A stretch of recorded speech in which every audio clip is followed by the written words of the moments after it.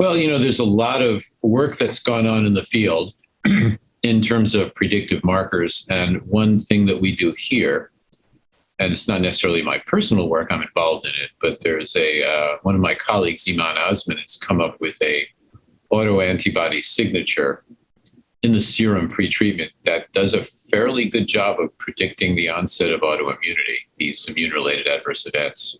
So I think a lot of interest in the field is how do you pick out a patient at baseline who's going to develop these potentially disabling or even highly morbid toxicities, these IRAEs.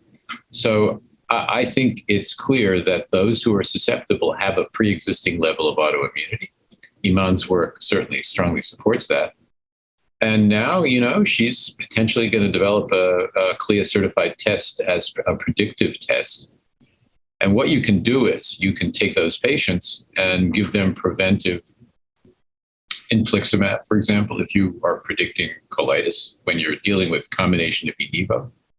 So I think there are a lot of interesting possibilities for interventional trials. And I'm running a phase 2 trial done at 4 centers, my own at NYU, Angeles Clinic in Los Angeles at Cedars-Sinai, Mass General and Dana-Farber with Ryan Sullivan, Steve Hody, Omid Hamid, and Inder Memi. It's a 4-center trial where we're giving tocilizumab with Ipi/Nivo. And the initial results I presented a little while ago at ESMO in Paris, a month and a half ago. And it looks like to a first degree, we're decreasing the likelihood of the significant toxicity. So there are a lot of trials now going on to decrease toxicity.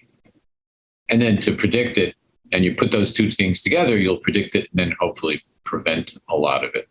So that's where the IRAE field's going, and we've had some part of it. We're very interested in it here at this institution.